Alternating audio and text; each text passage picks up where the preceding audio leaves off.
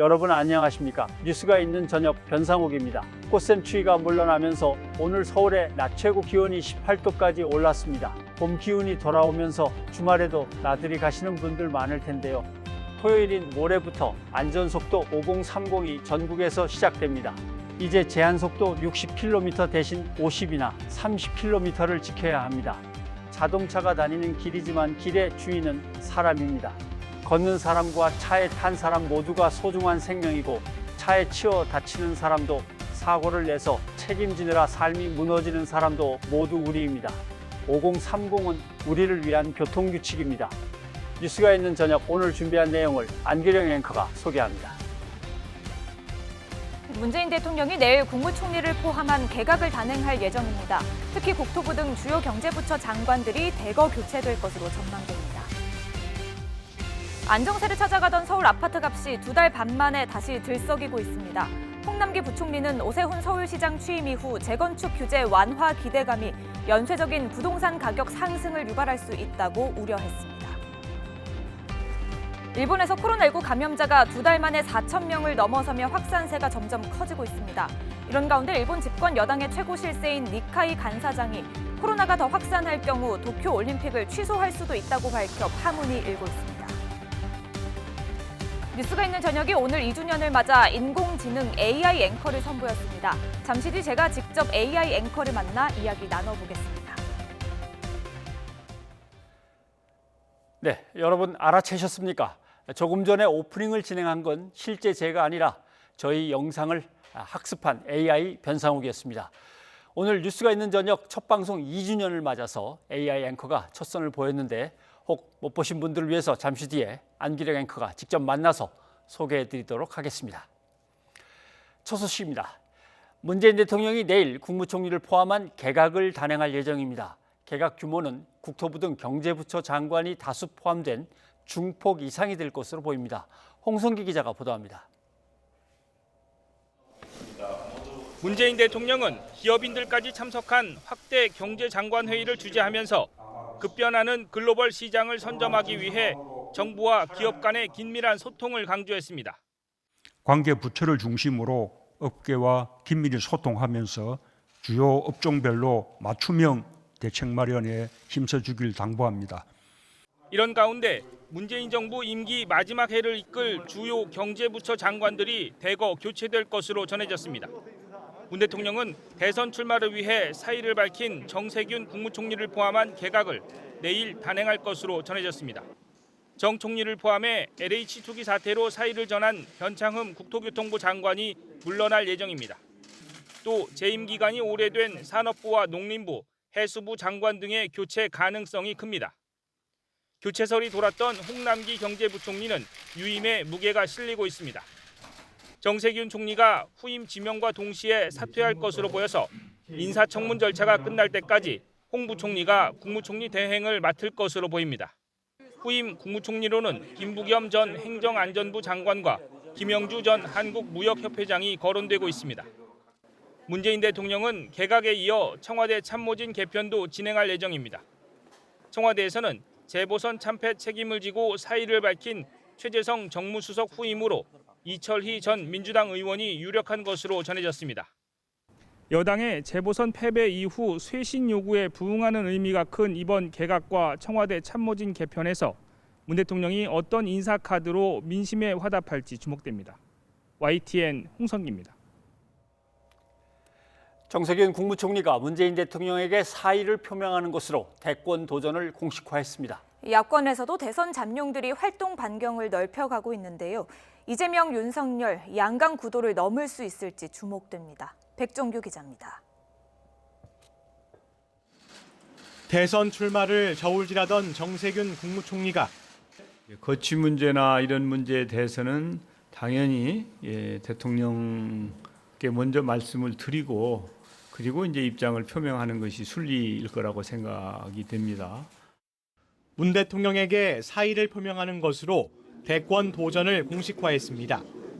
국민의힘에선 유승민계로 분류되는 김웅, 유이동 의원이 각각 당대표와 원내대표 선거에 출마하면서 유 전 의원의 입지 다지기에 들어갔다는 분석이 나오는 가운데 원희룡 제주도지사도 제주도 현안이 마무리되면 대권 행보에 나설 뜻을 밝혔습니다. 아마 경선이 본격적으로 시작될 때는 그때는 당내 경선을 적극적으로 나설 수 있는 아마 그런 지금 예상을 하면서 저도 마음의 준비라든가. 국민의당 안철수 대표도 국민의힘 주호영 대표 권한대행을 만난 자리에서 합당을 하더라도 당대표에 출마하지 않겠다며 대선 출마 가능성을 열어뒀습니다. 하지만 모두 지지율은 저조합니다. 여권 주자만 봤을 때 정세균 총리는 4% 정도, 야권 주자만 봤을 때도 정당에 소속된 주자들은 모두 한 자릿수 지지율을 넘지 못하고 있습니다. 주춤했던 윤석열 전 검찰총장의 지지율이 다시 오르면서 이재명 경기도지사와의 양강 구도가 뚜렷해진 가운데 이낙연 전 대표만이 지지율 하락에도 불구하고 중간 그룹을 가까스로 지키고 있는 겁니다. 이 때문에 여권에서는 이재명 경기지사를 중심으로 결집하는 양상이 벌어지고 있고 야권에서는 국민의힘과 국민의당, 김종인 위원장 할 것 없이 윤석열 전 총장만 바라보는 모양새입니다. 그래도 대선까지는 아직 1년 가까이 남아 있습니다. 과거 대선에서도 1년 만에 지지율이 올라가며 당선된 경우가 존재한다는 점에서 역전극을 노리는 대선 주자들의 발걸음이 빨라지고 있습니다. YTN 백종규입니다. 재보궐선거 패배 이후 쇄신 작업에 나선 더불어민주당은 원내대표 선거에 이어서 차기 당대표 선거도 경쟁이 치열합니다. 당내 주류, 비주류로 분류되는 이른바 친문, 비문 대결로 좁혀지면서 지지층에 대한 평가도 엇갈리고 있습니다. 송재인 기자입니다. 더불어민주당 차기 당권 주자들이 모두 출사표를 던진 날. 친문 대 비문이라는 경쟁 구도는 강성당원들에 대한 평가에서 더욱 명확해졌습니다. 비문으로 분류되는 우원식 의원은 직접적인 평가를 꺼리면서도 결국 민생이 최우선이라며 당신보다는 민심 쪽에 무게를 뒀습니다. 국민들의 민생을 중심에 세우고 이렇게 가는 길에 누구도 반대하지 않을 것이라고 생각합니다. 이에 반해 친문 후보인 송영길 의원은 강성당원들의 문자 폭탄 행위는 바람직하지 않지만 당의 자산이 될 수 있다며 비교적 긍정적인 해석을 내놨습니다. 당심에 한 발 더 다가간 겁니다. 일단은 우리 각 의원들께서 당당하게 오히려 저는 그러한 것을 개혁의 에너지로 승화시켜라 이렇게 말씀을 하고 있습니다. 후보군 가운데 핵심 친문 인사인 홍영표 의원은 한 발짝 더 나아가 문자 폭탄도 민심의 하나라고 강조하기도 했습니다. 당심 우리가 지금 우리가 이제 권리당원이라고 매월 당비를 내는 분들이 80만 명이고 이분들도 민심 속에 있는 겁니다. 강성당원에 대한 의견차는 2파전인 원내대표 선거에서 더 노골적입니다. 강성당원들의 이른바 좌표 찍기 표적이 된 비문 박완주 의원은 민심이 우선이라며 정면 돌파 의지를 보였고 친문 핵심인 윤호중 의원은 당원이 곧 주인이라며 기존 입장을 더욱 공고히 했습니다. 오랫동안 당의 그 혁신, 쇄신 방안 중에 하나로 당원이 주인이 되는 정당을 만들자 이런 말씀을 계속 해왔고 또 그것을 추진해 왔습니다. 국민이 공감하는 정책을 추진하겠습니다. 국민적 공감대를 형성하기보다 처리를 목표로 속도전만 강조하지 않았나 자성해 봅니다. 원내대표와 당대표 선거 모두 당권 주류와 비주류, 그러니까 이른바 친문과 비문의 대결입니다. 재보궐선거 참패 이후에도 기존 기조를 유지해야 한다는 쪽과 이번 기회에 확실히 바꿔야 한다는 쪽 가운데 어느 쪽이 선택을 받을지 주목됩니다. YTN 송재인입니다. 정부는 후쿠시마 오염수 국제조사단에 적극 동참하겠다며 국제원자력기구도 우리의 참여에 긍정적이라고 밝혔습니다. 국제재판소 제소에 대해서는 선택지 가운데 하나로 필요하다고 판단되는 시기에 추진하겠다는 입장입니다. 김도원 기자입니다. 국제원자력기구 IAEA는 일본 후쿠시마 원전 오염수 처리 관련 국제조사단을 검토하고 있습니다. 외교부는 이 조사단에 우리나라가 참여할 수 있을 것으로 내다봤습니다. 외교부 고위당국자는 IAEA가 우리 입장을 충분히 이해하고 있다며 상식적이고 합리적인 우리 요구가 충분히 반영될 것으로 생각한다고 말했습니다. IAEA의 방류 계획 검증에 적극 동참해 필요한 정보를 파악하겠다는 계획입니다. 외교부는 아직 일본으로부터 오염수 방출 수량과 방식 등 핵심 정보를 제공받지 못했다는 입장입니다. 해양 방류가 안전하다는 일본의 주장에 대해선 가정에 가정을 더한 것으로 지금은 그렇다고 판단할 근거가 전혀 없다고 일축했습니다. 정부는 일본이 정보를 투명하게 공개하고 나아가 이번 결정을 다시 생각할 수 있도록 외교적 노력을 기울이기로 했습니다. 우선적으로는 방류에 대한 직접적 피해 우려가 있는 태평양 연안국을 대상으로 한 양자적 외교 노력을 시작했고 앞으로도 강화해 나갈 것입니다. 국제해양재판소 제소는 선택지 중의 하나로 필요하다고 판단되는 시기에 추진하겠다는 방침입니다. 다른 외교부 당국자는 일본이 정보 제공에 협조적이지 않을 경우 국제재판을 통해 관련국과 협의하고 정보를 제공하라는 요구를 할 수 있을 거라고 설명했습니다. 다만 정부의 최종 목표가 오염수 방류 저지인지 안전이 확인되면 방류를 용인할 수 있다는 것인지는 불분명합니다. 외교부는 여러 가정을 검증한 뒤에 따져볼 수 있는 문제라며 지금 결론을 내리긴 이르다고 말을 아꼈습니다. YTN 김도훈입니다. 일본 정부는 후쿠시마 원전 오염수 방류 결정에 대한 한국과 중국의 반발이 이렇게 클 줄 예상치 못한 것으로 전해졌습니다. 오염수의 안전성을 홍보하기 위해 제작한 동영상과 전단도 하루 만에 사용을 중단했습니다. 보도에 최문석 기자입니다. 후쿠시마 원전의 오염수를 바다에 버린다는 일본 정부의 결정에 우리나라와 중국은 절대 용납할 수 없다는 입장입니다.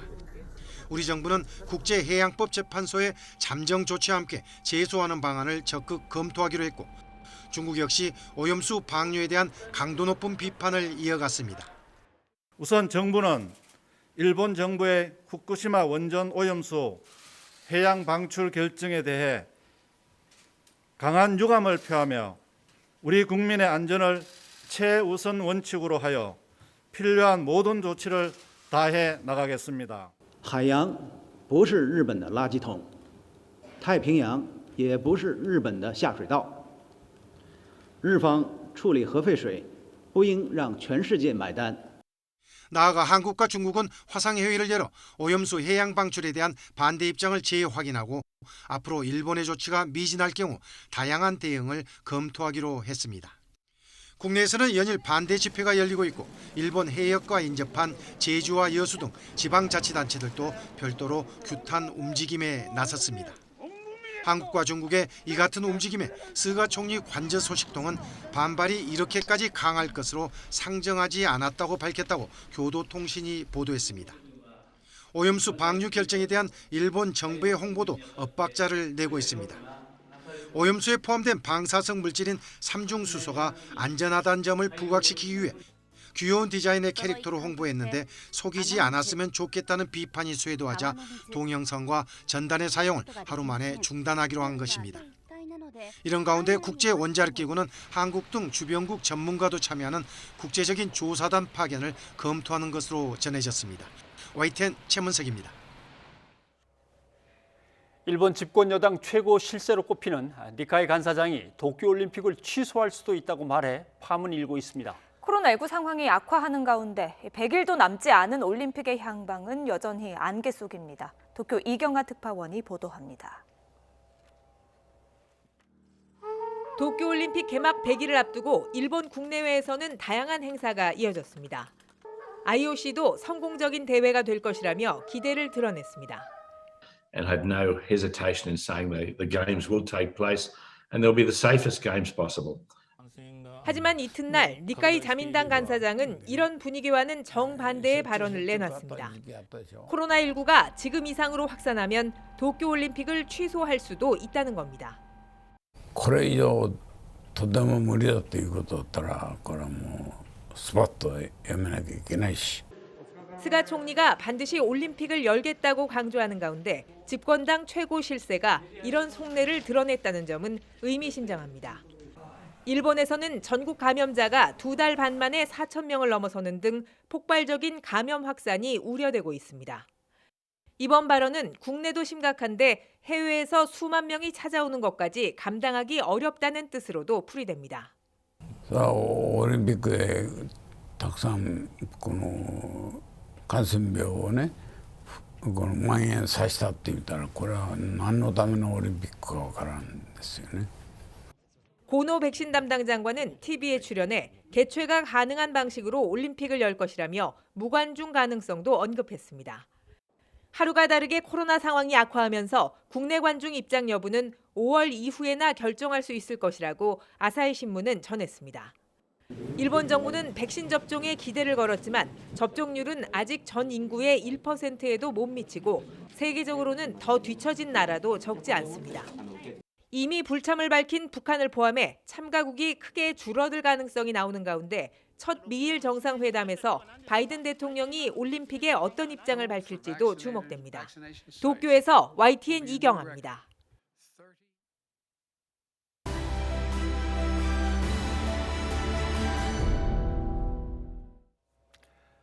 네, 앞서 전해드린 대로 임기 1년여를 남긴 문재인 대통령이 내일 정세균 국무총리 교체를 포함한 개각을 단행할 예정입니다.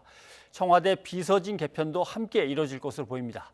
개각의 방향 그리고 대선을 앞둔 전국에 미칠 영향에 대해서 최진봉 성공회대 교수와 함께 얘기를 나눠보도록 하겠습니다. 어서 오십시오. 네, 안녕하십니까. 예. 그런데 앵커님 지금 AI하고 제가 얘기하고 있는 건 아니죠? 이제 볼을 잡아당겨서 늘어나면 AI가 아닙니다. 그렇습니다. 예.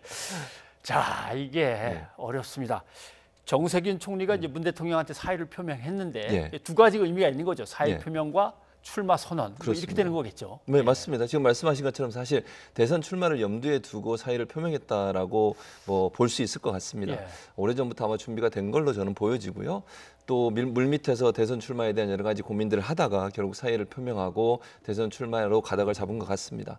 이제 중요한 건 1년 정도 남은 이제 문재인 정부 마지막을 이끌 총리를 누가 맡을 거냐 하는 부분이 관심사인데 여러 가지 얘기들이 있습니다만 지금 현재 가장 떠오르고 있는 후보 중에 한 분은 김부겸 전 장관입니다. 아무래도 정치인 출신이기도 하고 TK도 출신이지 않습니까? 그리고 통합, 탕평 이런 의미도 충분히 반영될 수 있고요. 이번에 사실은 좀 그 1년 정도 남겨놓으면 대통령하고 좀 가깝고 대통령의 의중을 잘 파악하는 분들이 들어가는 게 일반적인데 이번 이제 그 재보궐선거의 결과가 사실은 많은 부분 인사에 영향을 미칠 가능성이 있다는 생각이 들어서 첫 번째로 김부겸 전 장관이 가장 유력하게 지금 떠오르고 있는 상황이고요. 네, 요즘 뭐 논란이 계속되고 있는 친문이라고 하는 이미지도 맞습니다. 이분은 좀 약하고 약하죠. 하니까. 거기에 유은혜 부총리도 요즘 여성도 관련해서 많은 얘기가 나오고 있는 상황이기 때문에 유은혜 부총리도 사실은 친문이라고 분류되기보다는 민평계 출신이거든요. 그래서 그 출신은 물론 뭐 현재 정부의 개각의 부총리를 하고 있기 때문에 친문이라고 뭐 볼 수밖에 없을 텐데 그럼에도 불구하고 색깔이 좀 옅다라는 판단을 한다고 하면 유은혜 부총리도 중요하게 거론되는 한 분 중에 있다 이렇게 말씀드릴 수 있을 것 같습니다. 사실은 지금 같은 개각이라면 본래 제대로 하려면 국무총리의 의견을 들어서 장관을 바꾸고 그 장관 바뀐 사람들에 맞추어서 이제 청와대 수석 비서관들도 이제 조정을 좀 하고 그다음에 이제 총리가 일을 다 했으니까 총리를 바꿔주고 하면 되는 건데 맞습니다. 이번에 한꺼번에 다 합니다. 이거는 이제 나름대로 의미가 있는 거겠죠. 의미가 있죠. 이건 강력한 쇄신의 모습을 보여주려는 의도라고 저는 생각이 들어요. 지금 말씀하신 것처럼 일반적으로는요. 총리가 추천하도록 돼 있지 않습니까? 제청하고 이런데 이 과정을 다 생략하고 한꺼번에 바꾼다고 하는 것은 그만큼 지금의 상황을 엄중하게 보고 있다는 의미라고 저는 보여집니다. 그러니까 대통령이나 청와대 입장에서는 인적 쇄신을 통해서 분위기 반전을 하지 않으면 상당히 정치적으로 밀릴 수 있는 국정 운영의 주도권이 야당에 넘어갈 수 있는 위험성도 있다는 판단을 했을 걸로 보여지고요. 그런 차원에서 본다고 하면 강력한 쇄신의 목소리를 던져줄 수 있는 것은 총리, 그다음에 장관 그리고 비서진까지 한꺼번에 바꾸는 상황이다라고 볼 수 있을 것 같습니다. 그래서 대통령 입장에서는 아마 인적 쇄신을 통해서 변화하는 청와대의 모습 또 새롭게 출발하는 청와대의 모습을 보이려는 의도를 갖고 있지 않나 이렇게 보여집니다. 네. 아무튼 김부겸 전 의원, 유은혜 전 부총리, 박영선 전 장관 얘기도 잠깐 시작해서 나오긴 하는데 맞습니다. 그리고 이제 원혜영 의원도 원혜영 전 의원도 사실은 뭐 충분히 가능성이 있는 후보 중에 한 분이라고 저는 보여지거든요. 원혜영 의원도 상당히 부드럽고 얘기가 야당과도 잘 통하는 분이고 또 일반적으로 좀 강한 메시지보다는 좀 부드러우면서 의미 있는 메시지를 던지는 분이기 때문에 원혜영 전 의원도 제가 볼 때는 후보군에 충분히 낄 수 있는 분이라고 봅니다. 김영란 전 대법관 얘기도 잠깐 나왔었습니다. 그렇습니다. 아무래도 김영란 대법관 같은 경우에는 우리 사회의 부정부패, 그 이해충돌 방지 이런 부분에 있어서 이미지가 맞잖아요. 예. LH 사태라든지 공정의 문제와 연관된다면 김영란 전 대법관 같은 경우에 우리 사회에서 그런 공정, 정의 이런 부분과 아주 일치하는 이미지를 갖고 계세요. 그런 차원에서 본다고 하면 LH 사태 이후에 우리 사회의 이제 부동산 투기 문제라든지 이해충돌 문제라든지 그다음에 공정의 문제가 이슈가 되고 있기 때문에 그런 점에서는 김영란 전 대법관도 아주 적절한 인물 중에 한 분이다 이렇게 볼 수 있을 것 같습니다. 지금 6명의 얼굴이 지금 화면에 비치고 있는데 예. 김영주 전 무역협회장 옛날 노무현 정부 때 경제수석이었죠. 그랬었죠. 예. 예, 맞습니다. 저분은 사의를 표명했다는 얘기가 들리기도 하고 예. 아니기도 하고 좀 아무래도 고사한 듯한 좀 느낌이 듭니다. 부담이 될 것 같긴 합니다. 예. 예를 들면 너무 친문 색채가 강하거나 너무 가까이 있는 분들이 오게 되면 총리가 갖고 있는 상징성이 있기 때문에 아마 청와대에서 상당히 고민스럽지 않겠나 하는 생각이 듭니다. 장관도 한 5, 6명 바뀌지 않냐, 예. 중폭이다 이런 얘기가 나오는데 예. 장관 개각은 어디에 방점이 찍힐 것 같습니까? 아무래도 장관 개각 같은 경우에는 그 변화에 쇄신을 주는데 일단은 국토부 장관 같은 경우 이미 사의를 표명했습니다. 예. 그리고 잘 아시는 것처럼 여러 가지 논란이 있었던 자리이기 때문에 이건 당연히 바뀌어야 되고요. 고용부, 산자부, 해수부, 농식품부는 사실 어느 정도 시간이 좀 오래된 장관들이에요. 그러니까 경질의 의미보다는 예. 이제 시간이 뭐 2년, 3년 정도 근무하셨던 분들 같은 경우에 이제 인적 쇄신이 필요한 상황이라고 보지 않습니까? 장관이 보통 뭐 한 2년 정도 하고 바뀌는 경우들이 많이 있기 때문에 제가 볼 때는 이제 개각을 하면서 이게 잘못 비치게 되면 경질의 의미가 무슨 그 잘못한 것에 대한 어떤 그 좋지 아니냐 이렇게 의미가 생길 수 있기 때문에 예. 그런 부분은 좀 피하는 것 같아요. 다만 그럼에도 불구하고 이렇게 5개에서 6개 정도의 장관을 바꾼다고 하는 것은 새로운 바람을 불어넣는다고 하는 인적 쇄신의 의미도 함께 갖고 있기 때문에 부담 없으면서도 국민들한테 보여주는 면에 있어서는 5, 6개 부처의 개각이 된다고 하면 새로운 변화가 들어올 수 있겠구나라고 예. 하는 이미도 함께 얻을 수 있는 그런 기회가 되지 않을까 하는 생각이 네. 듭니다. 그것과 함께 조율되면서 호흡을 맞출 청와대 수석비서관 쪽도 예, 얘기가 계속 맞습니다. 나옵니다.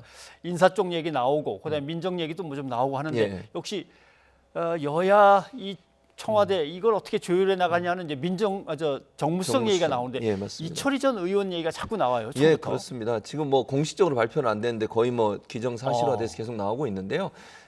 약간 이제 이철희 전 의원 같은 경우에는 야당 측에서 보면 상당히 환영할 수 있는 인사라고 저는 봐요.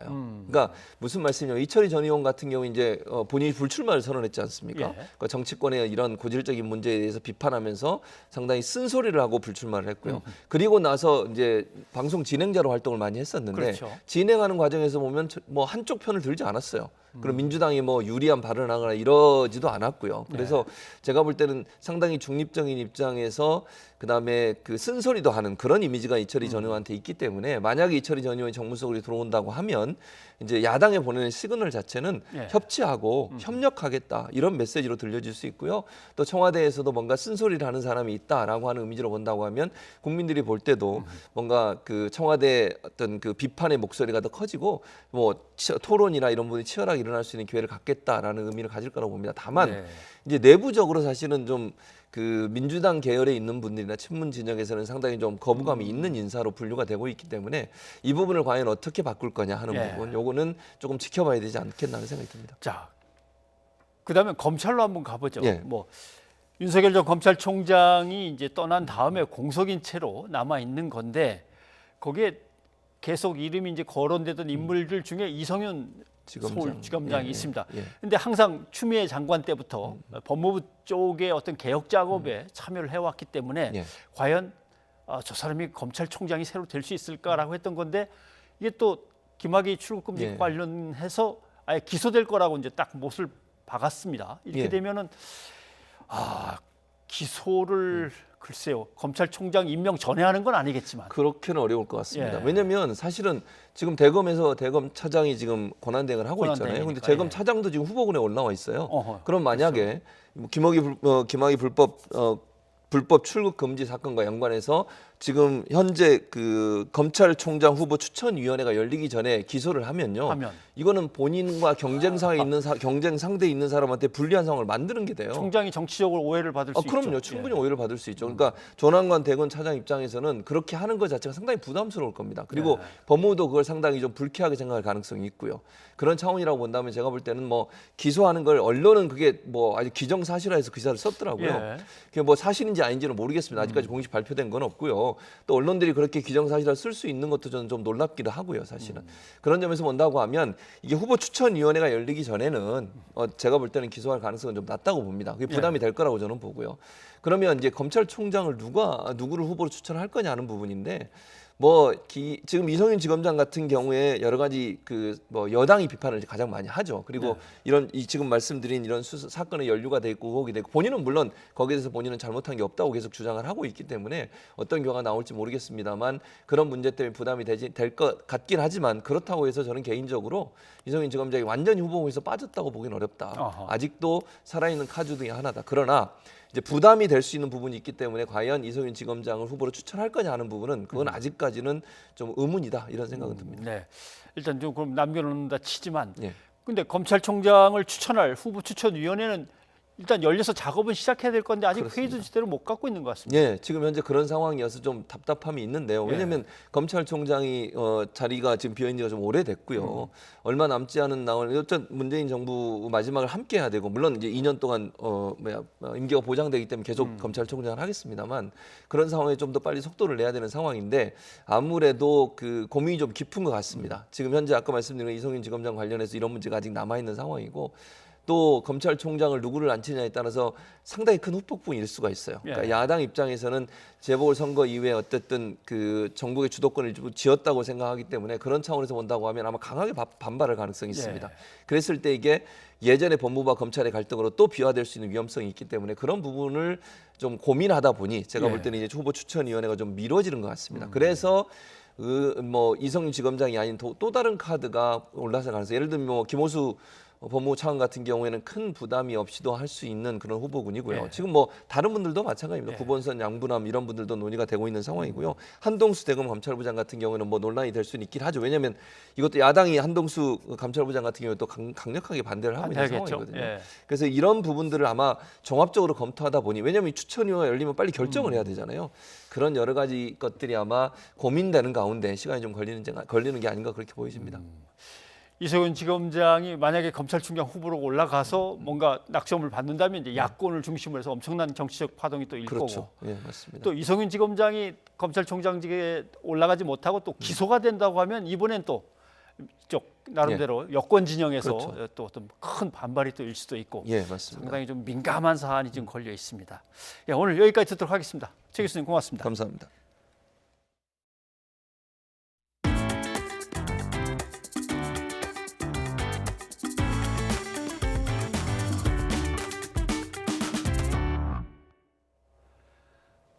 코로나19 환자가 오늘도 700명 가까이 나오며 감염 확산세는 계속됐습니다. 하지만 위중, 중증 환자나 사망자는 크게 늘지 않고 있습니다. 방역당국은 거리두기 대책의 초점을 확진 규모 자체를 줄이기보다는 피해를 최소화하는 데 두고 있다고 밝혔습니다. 보도에 박홍구 기자입니다.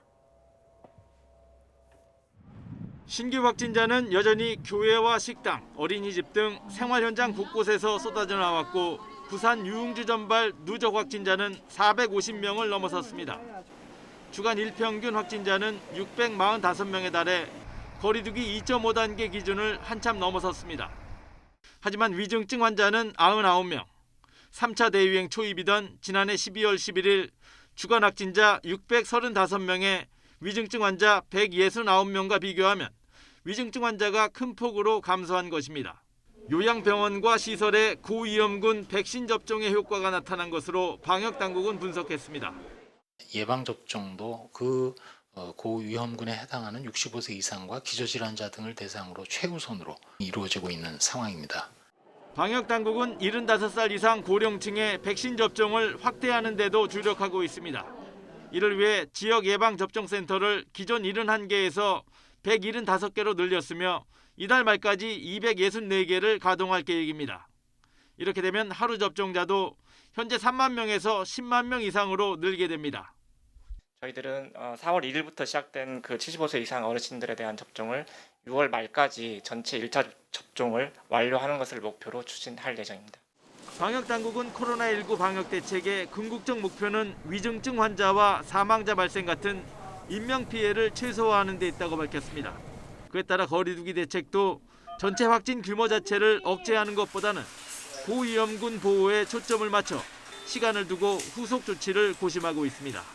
YTN 박홍구입니다.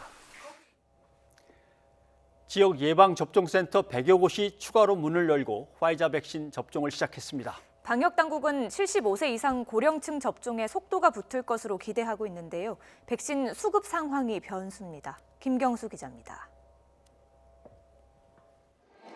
보호자 손을 잡고 또 휠체어를 타고 머리가 하얀 어르신들이 속속 접종센터로 들어섭니다. 서울 양천구 예방접종센터가 문을 연 첫날 자신의 차례에 맞춰 만 75세 이상 어르신들이 화이자 백신을 맞으러 온 겁니다.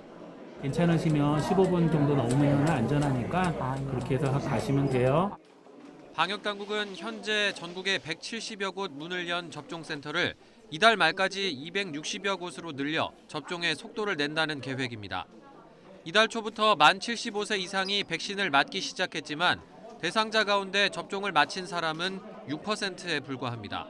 접종 동의율이 85%로 낮지는 않지만 최근 불거진 백신 부작용 소식에 망설이는 어르신도 적지 않습니다. 주변에서 노인네들이 안 맞는 사람이 많아요. 밤에 내가 잠을 못 잤어요. 잠이 안 와서. 처음에 맞을 때는 겁이 났는데 맞고 난 게 지금은 뭐 이제 심장도 그래 안 뛰고 괜찮네요.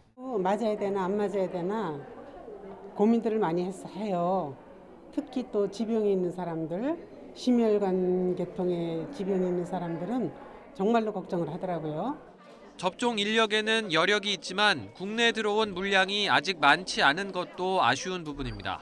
하루에 600명까지 맞을 수 있도록 준비는 되어 있습니다. 오늘은 300여 명이 시작을 하고 있고 백신 수급이 되는 대로 거기에 맞춰서 순차적으로 접종할 계획입니다. 전 세계 백신 확보 경쟁으로 백신 수급의 불확실성이 여전한 가운데 하루 신규 확진 규모는 줄지 않고 있습니다. 앞서 방역당국은 지금의 거리 두기 단계를 유지하되 상황이 나빠지면 언제든 올릴 수 있다는 조건을 달았는데 최근 상황이 갈수록 악화하고 있습니다. 감염 재생산 지수가 1.12를 넘었고 감염 경로 조사 중 환자 비율이 30%에 육박하고 모든 지표의 방향이 상황의 심각성을 말해주고 있습니다. 거리두기 상향이 임박했다는 전망이 있지만 회의론도 있습니다. 오랜 거리두기의 피로감과 무뎌진 경각심이 발목을 잡을 거라는 겁니다. 코로나 상황이 이제 계속해서 너무 오랫동안 반복되고 하다 보니까 지금 거리두기가 잘 지켜지고 있는지도 좀 의문이거든요. 이게 과연 2.5단계로 올린다고 한들 그게 과연 효과적으로 방역이 실시될 수 있을지.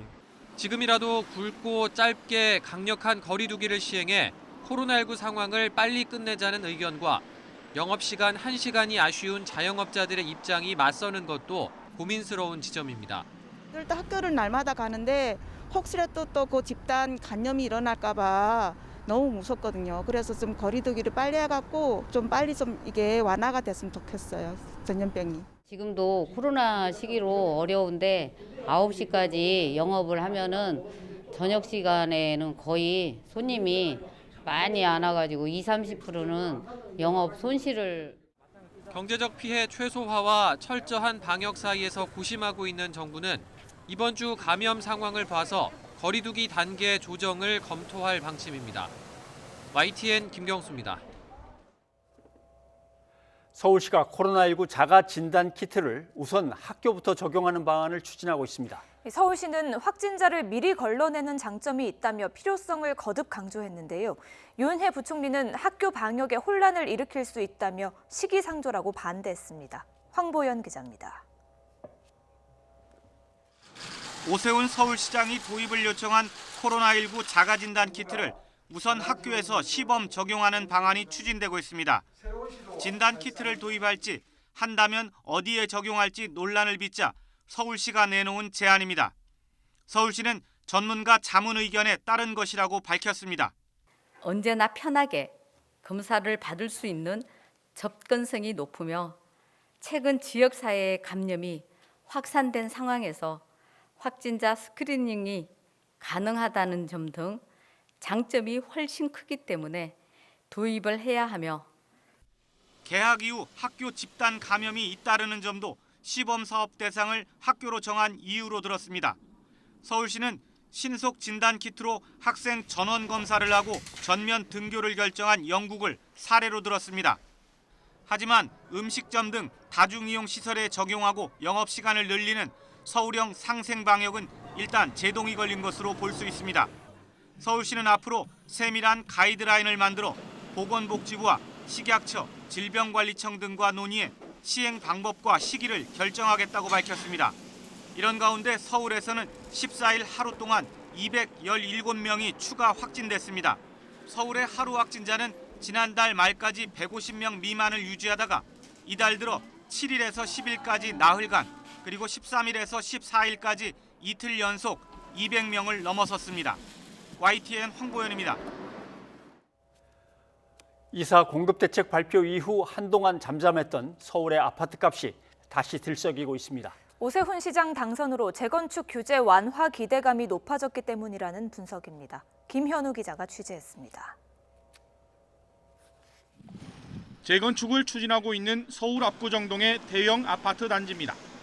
지난해 12월 42억 원에 거래된 전용 면적 160제곱미터가 이번 달에는 12억 가까이 오른 54억 원을 넘기면서 신고가를 기록했습니다. 지난 서울시장 보궐선거에서 터져나온 규제 완화 공약을 타고 재건축 기대감이 높아진 탓입니다. 특히 투기 과열지군의 재건축 아파트의 경우 조합 설립인가 이후에 매수하면 입주권이 나오지 않기 때문에 매물은 잠기고 가격 급등세가 이어지고 있습니다. 기대감 때문에 한창 호가가 올라갔고 일부 이제 선취 수요들이 매매를 한 거고요. 지금 워낙 호가가 올라 있기 때문에 사실 매수자 입장에서는 관망이고요. 특히나 이제 투자자 입장에서는 꼭지가 아닐까라고 좀 지켜보는 중입니다. 수년째 제자리 걸음이던 서울 주요 지역의 재건축 단지들이 규제 완화 바람을 타고 연이어 신고가 행진을 이어가고 있습니다. 잠시 숨고르기에 들어갔던 서울 아파트 가격은 2달 반 만에 상승폭이 커졌습니다. 재건축 기대감에다 학군 수요가 많은 노원구가 지난주보다 2배 가까이 뛰었습니다. 고가 아파트가 밀집한 강남 3구 역시 나란히 0.1%대의 높은 상승률을 기록했습니다. 이처럼 선거 때 나온 공약의 영향이 곧바로 시장에 나타나자 국토부는 시장 상황에 대한 면밀한 조사로 대응을 시사했고 오세훈 시장은 토지거래 허가구역 지정을 언급하며 숨고르기에 들어갔습니다. 아파트 청수 규제가 풀리게 되면은 수익성이 좋아져서 기대감이 커질 수가 있는데요. 하지만 재건축의 가장 큰 복병이라고 할 수 있는 초과이익 환수제가 그대로 있어서 속도를 내기는 어려울 것으로 예상이 됩니다. 넘쳐나는 유동성에 막대한 토지 보상금까지 재건축 시장에 유입될 경우 서울 부동산 시장이 또다시 출렁일 수 있다는 우려가 커지고 있습니다. 지금까지 부동산 시장은 한쪽을 누르면 인접한 다른 지역의 가격이 오르는 이른바 풍선 효과를 반복했습니다. 이 때문에 전문가들은 급격한 규제 완화에 앞서 이런 부작용을 막을 수 있는 안전장치를 마련해야 한다고 지적합니다. YTN 김현우입니다. 오세훈 서울시장 취임 이후 재건축 규제 완화 기대감으로 부동산 가격 상승폭이 다시 확대하는 것에 대해서 홍남기 부총리가 우려를 나타냈습니다. 홍 부총리는 SNS를 통해 재건축 기대감이 주변 지역까지 연쇄적인 가격 상승을 유발할 수 있다며 정부는 토지주에게 충분한 이익을 보장하되 나머지 개발 이익은 지역사회와 공유하는 공급 방안을 마련하고 있다고 설명했습니다. 얼마 전 이른바 중국산 알몸 김치 영상이 온라인에 퍼지면서 국내 소비자들의 불안감이 커져 중국산 김치 기피 현상도 벌어졌습니다. 이에 정부가 수입 김치와 관련한 위생관리 대책을 내놓았습니다. 임성호 기자입니다. 누런 물에 절인 배추 더미 속으로 굴착기 팔이 잠겨 있고 한 직원이 알몸으로 들어가 배추를 담습니다. 지난달 온라인에서 중국산 김치를 만드는 모습이라며 퍼진 영상입니다. 충격적인 모습에 중국산 김치 수입을 금지해야 한다는 여론이 들끓었습니다. 중국 당국이 해당 영상 속의 배추는 수출용이 아니라고 해명했지만 국내 소비자들의 불안감은 사그라지지 않았습니다. 결국 우리 정부가 직접 진화에 나섰습니다. 정부는 우선 문제 영상은 몇 년 전 것으로 여기에 나온 절인 배추들은 국내에 반입되지 않은 것으로 확인됐다고 발표했습니다. 국내에 수입되는 중국산 김치 가운데 영상과 같은 공정을 거치는 제품은 없었다는 설명입니다. 해당 절임 방식은 이미 중국 내에서도 금지되고 있고, 그리고 외국으로 수출하는 식품을 제조하는 공장에서는 채택하고 있지 않음을 확인하였습니다. 그래도 중국산 김치의 위생 상태를 믿지 못하는 사람들이 많은 만큼 안전 대책도 내놨습니다.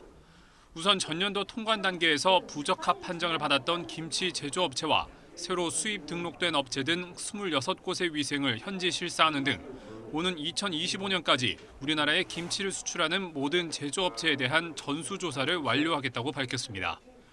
국내 통관 절차도 강화합니다. 기준치를 초과하는 부적합 보존료 첨가와 유해균 포함 여부를 확인하는 화학적, 미생물적 검사 항목을 확대하고 위해 물질 등을 대상으로 적용하던 검사 명령제도 확대 시행한다는 방침입니다. 16개 품목에 대해 운영했던 검사 명령제를 부적합 다빈도 제조업체의 김치 수입의 경우에도 추가 적용해서 수입자가 스스로 안전한 제품만 수입하도록 적극 유도하고, 정부는 이와 함께 수입 김치를 유통 판매하는 도소매 업체와 식당 등 1000여 곳의 위생관리 실태를 조사하고 소비자들이 수입 김치 정보와 관리 현황을 직접 확인할 수 있는 홈페이지도 7월부터 운영하기로 했습니다. YTN 임성호입니다. 군 복무 중 성전환 수술을 받고 강제 전역 처분됐던 고 변희수 전 하사. 전역 처분을 취소해달라는 소송의 첫 재판이 대전지방법원에서 열렸습니다. 전역 사유였던 군의 심신장애 판단이 적법한지가 가장 큰 쟁점이 될 것으로 보입니다. 이문석 기자입니다. 육군 기갑부대 소속이던 고 변희수 전 하사는 지난 2019년 외국에서 성전환 수술을 받고 돌아왔습니다. 육군본부는 복무를 계속하고 싶다는 의사와 상관없이 심신장애 등을 이유로 들어 강제 전역 처분했습니다. 저희 성별 정체성을 떠나 제가 이 나라를 지키는 훌륭한 군인 중 하나가 될 수 있다는 것을 모두에게 보여주고 싶습니다. 결국 지난해 8월 육군참모총장을 상대로 복직 소송을 제기했습니다. 변 전 하사는 지난달 숨졌지만 유족이 원고 자격을 잇겠다고 신청해 법원이 받아들였습니다. 첫 재판은 성전환 수술로 심신장애가 생겼다며 전역 처분한 것이 적법한지 쟁점을 확인하는 자리였습니다. 원고 측은 성전환 수술이 심신장애가 아니며 시행규칙에 따라 처분을 내린 것은 재량권 일탈이라고 주장했습니다. 성전환자가 됐던 이성애자가 됐던 누구나 국가를 위해서 충성하고 시민의 안전을 보호할 수 있는 책무를 다할 수 있다면 저는 그 누구도 차별받아서는 안 된다고 생각하고 있습니다. 이에 대해 피고인 육군 측은 신체 일부 기능 상실이 군에서 심신장애며 특히 고의로 심신장애를 초래해 현역 임무 수행이 곤란하다고 강조했습니다. 그러면서 성정체성 장애와 군복무 여부는 군 정책으로 검토하고 긴 시간이 필요하다며 이번 처분이 정당했는지에만 초점을 맞춰달라고 재판부에 요청했습니다. 하지만 육군 측은 지금까지 소송과 관련한 증거 자료를 재판부에 하나도 제출하지 않아서 법정에서 판사가 자료 제출을 독촉하는 보기 힘든 상황이 벌어졌습니다. 재판부가 성전환을 질병으로 볼 수 있는지 추가 자료를 요청한 가운데 육군의 심신장애 판정이 적법한지 여부가 이번 소송의 최대 쟁점이 될 전망입니다. YTN 이문석입니다. 충남 논산 탑정호에 차량이 빠져 대학생 5명이 숨졌습니다. 이들은 공유 차량을 이용했다고 하는데요. 경찰은 운전 미숙 등 사고 원인 조사에 나섰습니다. 이상곤 기자입니다. 물속에서 하얀색 승용차를 들어올립니다. 충남 논산 탑정호를 지나던 차가 저수지 난간을 뚫고 추락했습니다. 이 사고로 차에 타고 있던 20대 대학생 5명이 모두 숨졌습니다. 남성 2명은 수심 15m 물속에서, 여성 3명은 차 안에서 발견됐습니다. 오전 6시 반쯤 저수지 난간이 부서져 있고 차 범퍼가 물 위에 있는 것을 인근 주민이 발견해 경찰에 신고했습니다. 떨어져 있는 거예요. 떨어져 있으니까 저게 차가 들어간다는 생각을 아예 안 했죠. 다시 아무도 미싱쩍 갔더니 차 남바가 저쪽에서 보이는 거예요. 저쪽 끄트머리께에서. 사고차의 모습이 인근 CCTV에 마지막으로 촬영된 건 0시 30분쯤입니다. 이 때문에 경찰은 사고가 최초 신고 시간보다 6시간 앞서 발생한 것으로 보고 있습니다. 사고가 난 차는 도로를 달리던 중 갑자기 방향을 틀면서 이곳 저수지에 빠진 것으로 전해졌습니다. 숨진 학생들은 인근 대학교 같은 과 선후배 사이로 사고 발생 8분 전쯤 학교 안에서 공유 차량을 빌린 것으로 파악됐습니다. 정확한 사고 원인은 아직 확인되지 않았습니다. 경찰은 운전 미숙과 과속 여부 등을 확인하기 위해 국립과학수사연구원에 시신부검과 차량 감식을 의뢰하기로 했습니다. YTN 이상곤입니다. 오늘은 북한 김일성 주석의 생일, 북한의 태양절입니다.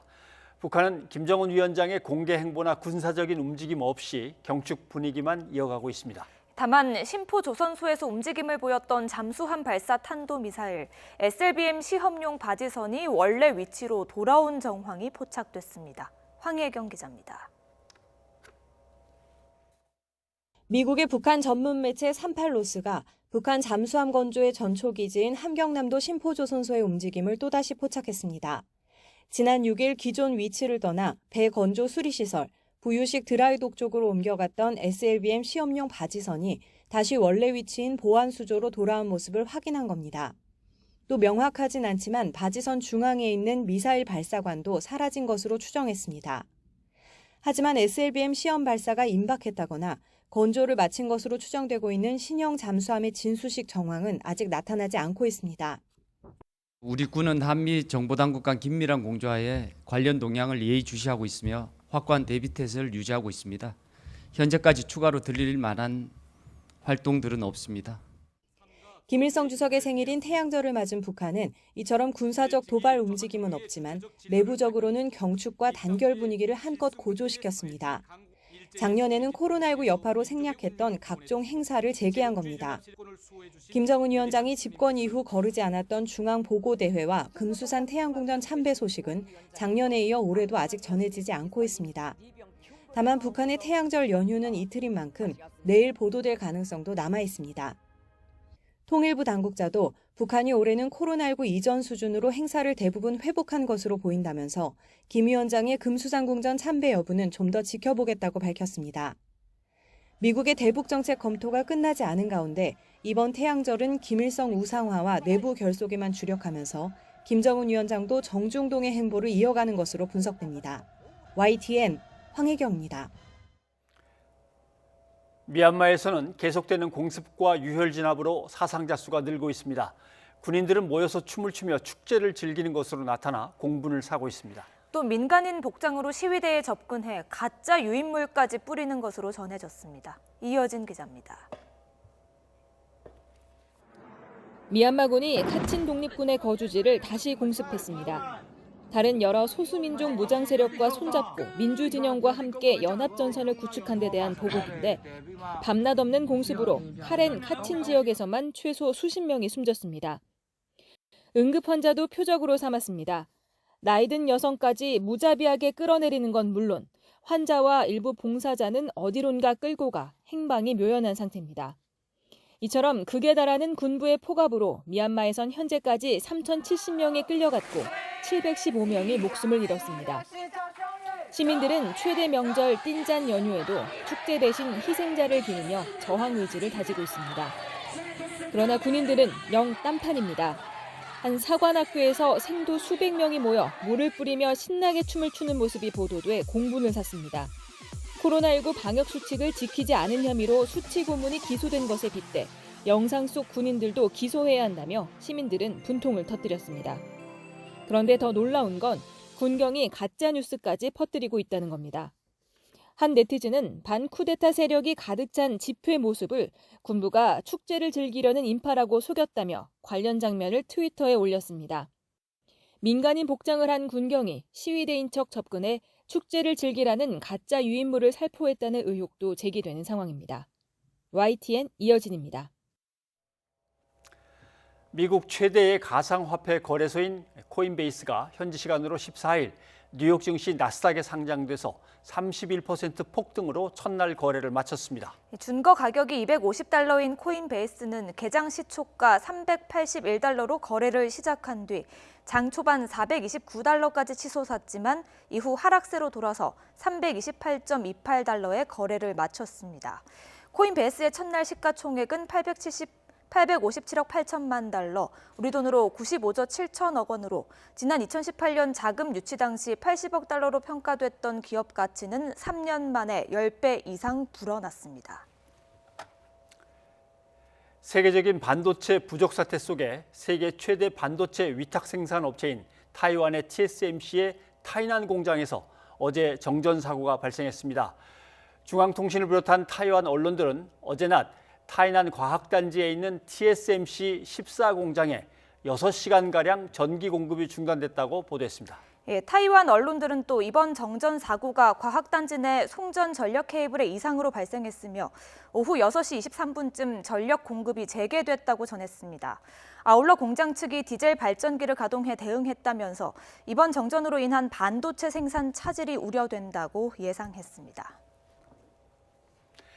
네, 방금 들어온 소식입니다. 더불어민주당의 이계호 의원이 코로나19 확진 판정을 받았습니다. 현역 의원으로선 첫 번째 사례입니다. 예, 자세한 소식 들어오는 대로 다시 한번 전해드리겠습니다.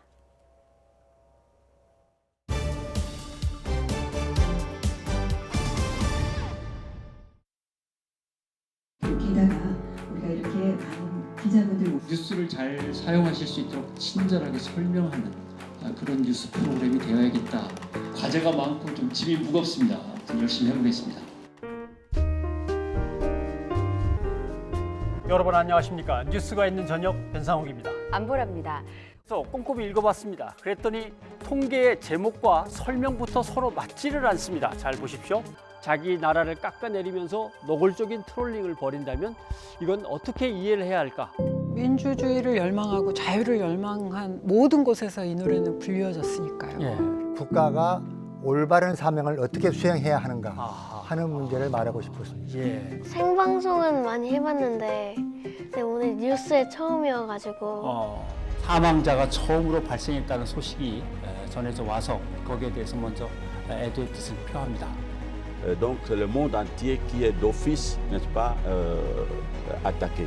영상 통화 하는 시간이 자주 많이 늘어났어요. 그냥 제발 빨리 이게 끝나서 좀 만날 수 있기를. 천천히 내려가 볼게. 내려가야 돼요? 천천히. 나같이 못 배운 사람들 내가 열심히 해가지고 과연 잘 지켜질까요? 저희 취재진이 직접 현장을 찾아가서 확인해 보겠습니다. 이 주식 리딩방이 어떻게 운영되고 있는지 직접 방에 가입을 해서 한번 확인을 해보겠습니다.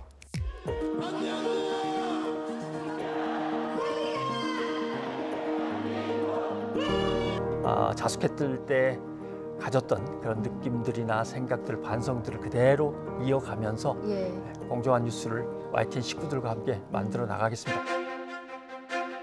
시청취자 여러분 덕분에 2주년을 맞이했습니다. 앞으로도 소통하는 유이저가 되겠습니다. 계속 함께 해주실 거죠?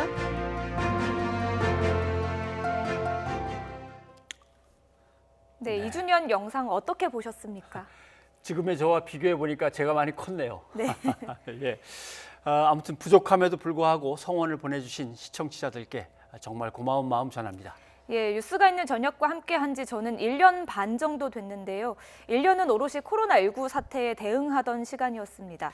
코로나 상황이 하루빨리 진정돼 다시 현장 목소리도 전해드릴 수 있기를 기대해 보겠습니다. 네, 뉴스가 있는 저녁 제작진은 쉬지 않고 늘 더 충실한 내용, 또 새로운 시도를 담으려고 고민하고 있습니다. 지켜보시면서 계속 응원해 주시기 바랍니다. 예, 그래서 애청자 여러분의 목소리도 직접 듣고 오셨다고요? 네, 그렇습니다. 코로나19로 인해서 많은 분들을 모시지 못해 아쉽습니다. 그냥 몇 분만 선정해서 만나서 감사 인사도 전하고 즐거운 시간도 갖고 많은 충고도 듣고 왔습니다. 예, 지금 바로 확인해 보시죠.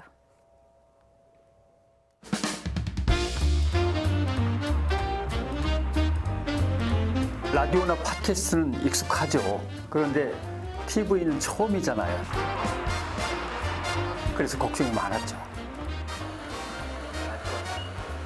그러니까 과연 내가 정형화된 TV 뉴스의 앵커를 바로 소화해낼 수 있을까? 그런 걱정 많이 했죠. 오! 예, 반갑습니다.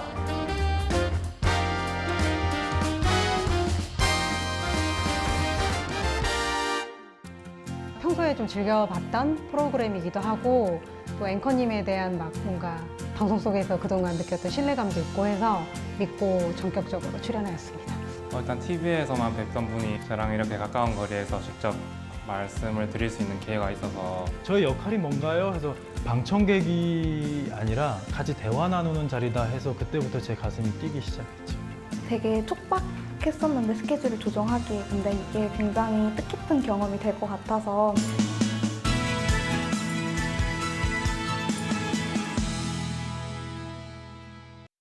여러분들의 사랑 속에 뉴스가 있는 저녁이 2주년을 맞았습니다. 참 저도 감격스럽고 누이쩌는 이런 점에서 좀 다른 거하고 다르더라 라고 하는 게 있다면 생각나는 대로 좀 얘기를 해 주시죠.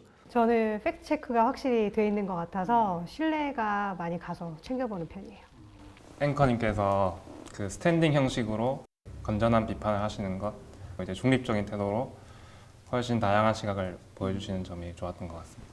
처음 듣는 이슈에 대해서 뭔가 쉽게 설명을 해주셔서 저도 뉴스에 대해서 정보를 접근할 때 뉴이쩌를 먼저 보는 편입니다. 정보 전달 느낌이 아니라 현 사안에 대해서 좀 지혜로운 통찰을 같이 나누고자 하시는 그 느낌이 들어서 기억에 남는 팩트체크나 아니면 어떤 코너 같은 게 생각나시는 거 있으면 뭐 아무거나 편하게 한번.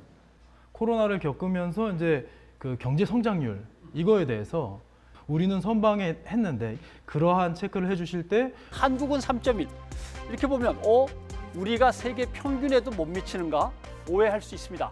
그렇지만 2020년과 2021년의 합산 성장률 한국 2.0 미국 1.5 참 언론인이 중요하고 언론기관의 역할이 너무 중요하다라는 생각이 좀 깨달음이 왔었고요. 저는 그 기본소득에 대해서 다루셨을 때 되게 편하게 다뤄주셨어요. 제 기억에 초등학교 학생들에게 뭐 쿠폰을 줘서 그걸 어떻게 이제 쓰는지 뭐 그런 것도 있었고 청년들을 모셔서 그분들이 기본소득제에 대해서 개개인별로 어떻게 느끼는지 또 목소리를 들을 수 있는 기회가 돼서 좋았고 뉴이쩌를 시청할 때 꼭 언제나 TV다. 시작!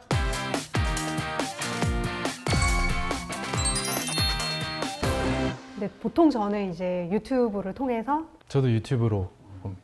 저는 라디오로 듣는 거 좋아하고 상당히 독특한 스타일이에요. 난 오히려 나이가 드신 분들이 라디오 할 줄 알았는데 라디오 퀴즈는 전혀 아닐 텐데. 라디오로 많이 접하는 편이고 이런 얘기를 또 좀 듣고 싶어요. 왜 뉴이쩌에는 이게 없냐. 패널을 훨씬 좀 다양하게 섭외해 주신다면 훨씬 좀 다양한 의견을 좀 포괄적으로 시청자들이 보고 판단할 수 있을 거라는 생각이 들었습니다. 그 트렌드를 얘기를 해주는 코너가 있으면 좋을 것 같다는 생각이 들었어요. 예를 들면 요즘에 코로나19가 터지고 나서 레이어드 홈이라는 트렌드가 있대요. 그 집이라는 공간을 여가나 혹은 일의 공간으로도 활용할 수 있는 되게 공간의 다양화? 그런 식으로 트렌드를 얘기를 해주면은 미래를 대비하는 것도 있고 요즘은 이렇구나라는 것도 알 수 있고 젊은이들이 그 뉴스를 보고 싶지 않은 게 딱딱해서인데 뉴이쩌는 따뜻하단 말이죠. 따뜻한 감성과 그리고 미래에 대한 통찰, 미래에 대한 이야기를 오늘의 저녁 식탁에 끌어오는데 커피 마시는 느낌. 이렇게 되면 전 젊은이들이 보고 싶은 뉴스. 말씀하신 대로 미래를 위해서 뭔가 생각한다면 디지털밖에는 없다라는 생각으로 클립으로 쪼개갖고 나중에라도 계속 찾아볼 수 있는 그런 것들을 염두에 두고 뉴스를 제작하는 것 같아요. 중요하죠. 제가 접하는 뉴스들이 이게 가짜인지 진짜인지 진위 구분이 전혀 안 되더라고요. 평상시에 그냥 개인적으로 시청자들이 궁금했던 점도 그런 것도 좀 접수를 해주시면서 제가 알고 있는 뉴스의 진위 여부를 파악해 주세요. 예를 들면 그런 것도 좀 다뤄주셨으면 좋겠어요. 알겠습니다.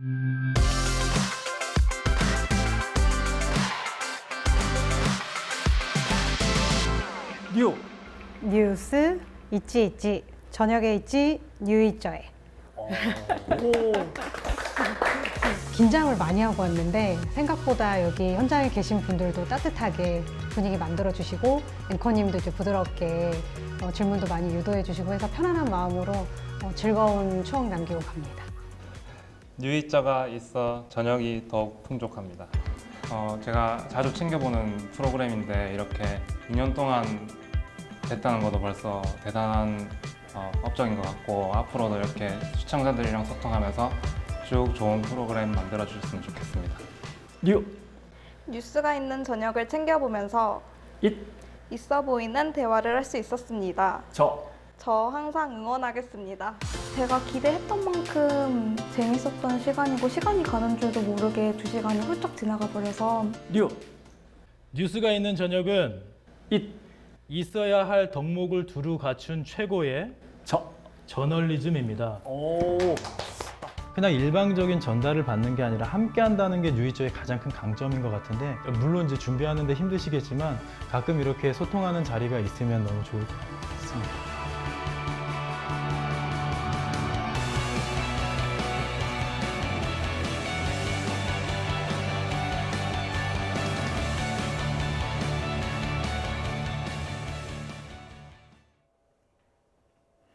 네, 현재 시각 8시 18분 지나고 있고요. AI 앵커를 직접 만나러 왔습니다. 이렇게 보니까 정말 놀랍습니다. 시청취자 여러분도 마찬가지일 것 같은데요. 이럴 때 인간은 자기소개라는 걸 하거든요. 한번 부탁드려도 괜찮을까요? 네, 안녕하십니까. 저는 AI 변상욱 앵커입니다. 지난 2년간 뉴스가 있는 저녁에서 변상욱 앵커의 방송 영상 가운데 일부 시간을 학습해 만들어졌습니다. 아직은 진짜 앵커보다 여러모로 미숙하지만 좀 더 학습한다면 어떤 모습이 나올지 저도 궁금합니다. 예, 저도 궁금합니다. 변앵커 휴가 때 나와주시면 어떨까요? 그럼요, 불러주신다면 언제든 나오겠습니다. 예, 반가운 답변이지만 한편으로는 조금 두렵기도 합니다. 인간의 일자리는 결국 AI에 대체될 것인가, 이런 우려가 있기 때문인데요. 그렇다면 AI 앵커가 생각하는 AI 앵커의 장점은 무엇인가요? 제 입으로 장점을 말하기는 좀 그렇지만 여러 가지 장점이 있겠죠. 반대로 생각해볼 문제점도 분명히 있습니다. 이것은 앵커 리포트를 통해서 조금 더 자세히 말씀드리도록 하겠습니다.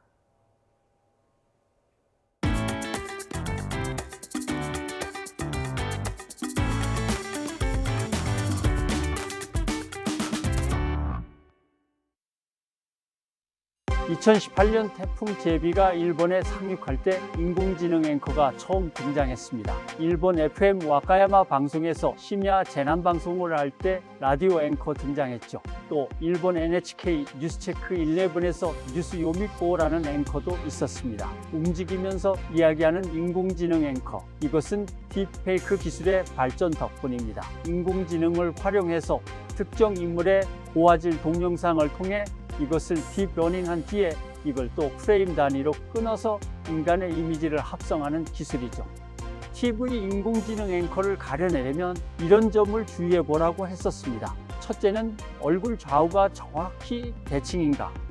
둘째, 배경이 뭉개져서 보이는가? 셋째는 머리카락과 배경 사이에 뭉개진 자국은 없나? 그리고 이런 것이 들어가면 가짜는 아닐 거라고 했습니다. 첫째, 다른 사람이 함께 등장할 때. 둘째는 배경에 글자가 들어가 있는 경우. 그러나 이런 것들은 옛날 얘기입니다. 약점은 줄어들고 있고 내년 봄에는 진짜와 AI 변상욱이 함께 등장할 수도 있습니다. AI 앵커를 기용하면 무엇이 유익할까요? 첫째는 늙지 않고 코로나19에 감염되지도 않습니다. 둘째, 동시에 여러 곳에 출연이 가능합니다. 셋째는 24시간 비상대기하고 있고 제어도 가능하죠. 또 다양한 외국어 방송도 가능합니다. 장기적으로는 방송사 입장에서 제작 비용이 줄어들죠. 결국 기술은 발전하는데 기술을 넘어선 두 가지 문제가 남습니다. 첫째는 시청자가 얼마나 신뢰하고 언제까지 사랑해 주는가 하는 것이고요. 그리고 사회적으로 이런 기술이 오용되고 악용되는 걸 우리가 어떻게 방지하고 통제하는가에 달려 있습니다. 이런 얘기를 하죠. 칼이 어디를 베는가는 칼날이 아니라 칼자루가 결정한다. 이 고민이 끝나면 다시 찾아뵙겠습니다. AI 변상욱의 앵커 리포트였습니다. 시청취자 여러분의 의견 소개해드립니다. 네. 일본에서 강행하려는 오염수 방류에 대해서 많은 분노의 문자들도 들어왔습니다. 9330님, 코로나 확산에 오염수 방류까지 일본 도쿄올림픽에 나설 선수들이 고생할까 걱정됩니다 하셨습니다. 예, 이어서 2813님, 일본 오염수 방류는 명백히 잘못됐다 생각하는데요. 국제사회가 나서서 사태를 막을 수 있게 협조하기 바랍니다 하셨습니다. 네, 그리고 뉴이처 2주년 맞았다는 소식 4413님, 벌써 뉴이처 2주년이군요. 진심으로 축하드립니다. 더더욱 발전하는 뉴이처 늘 응원하겠습니다. 화이팅 해주셨습니다. 예, 2071님도 의견 주셨습니다. 더 분발하시고 우리 사회 소식 전하는 데 더 큰 역할 부탁합니다. 화이팅 하셨습니다. 네, 6365님은 뉴스가 있는 저녁 2주년 축하합니다. 더 좋은 뉴스, 더 좋은 방송 기대합니다 하셨습니다. 예, 여기까지 여러분의 의견 전해드렸고요. 방금 말씀해 주셨지만 AI 앵커 여러분은 어떻게 보셨는지요? 네, 시대의 변화는 이렇게 방송 메커니즘에 불어닥치고 있습니다. 저희가 일하는 방송에도 또 아마 우리 사회 전반에도 큰 영향을 이미 미치고 있다고 생각합니다. 뉴스가 있는 저녁은 세상의 변화를 바로 전하고 우리의 미래를 함께 고민하는 뉴스 프로그램으로 발전해 가겠습니다. 여러분 고맙습니다.